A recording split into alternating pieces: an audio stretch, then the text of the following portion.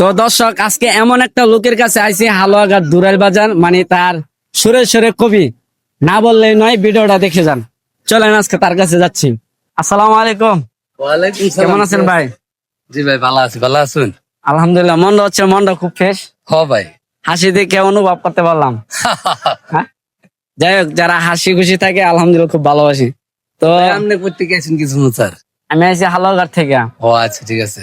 আমার উদ্দেশ্যে আইসুন? আপনার উদ্দেশ্যে, মানে আপনাকে এদারিং দেখা যাচ্ছে, মানে খুব কবি মনে হচ্ছে। কবি তো- কবি ভাব আইছে। কবি কবি ভাব। তে আসলে কি একটা ডায়লগ দিছিলেন যে হালুয়াঘাটে, শুনতে চাই। হালুয়াঘাট নিয়ে আমার বেশ কিছু ডায়লগ আছে। বর্তমানে যেটা বেশি চলতেছে এটা হচ্ছে হালুয়াঘাটের সাথে যে ফুলপুরের যে ডায়লগটা, এই ডায়লগটা খুব বেশি চলতেছে। ওই ডায়লগটা ছিল এরকম: হালুয়াঘাটের স্যারেন আমরা গাঁও গ্রামে থাহি, গাড়ির মধ্যে সবসময় একটা গামছা বাজায় রাখি। মানে এই বয়সটা সবচেয়ে বেটার সিন আসিন। এখন বর্তমানে ফুলপুরের সাথে যেটা চলতেছে এটা হইতেছে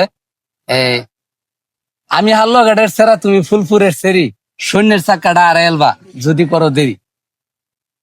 খুব ভালো লাগছে। যাই হোক, আচ্ছা আপনি আমি ওয়ান্দারি করতে, আমি নার্ভাস ফিল করতেছি, বুঝছেন? আমি এটা সমস্যা না, এটা দর্শকটা বুঝবে। আর যাই হোক, আপনি কন্টেন্ট বানান কখন আর আপনি বিজনেস করেন কখন?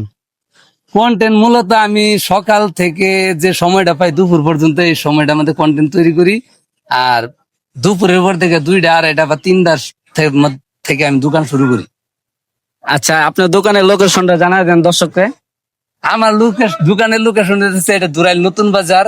এই না যে কেউ জিজ্ঞাসা করবে যে রাসেল ভাইয়ের চার দোকান কোনটা, মানে রাসেল ভাই কইলে সবাই চিনবো ইনশাল্লাহ। তো যাই হোক, অবশ্যই ভালো লাগলো। কবিটা তো অবশ্যই শুনছেন। যদি ভালো লাগে অবশ্যই ভালোবাসা দিয়ে পাশে থাকবেন। আল্লাহ হাফেজ।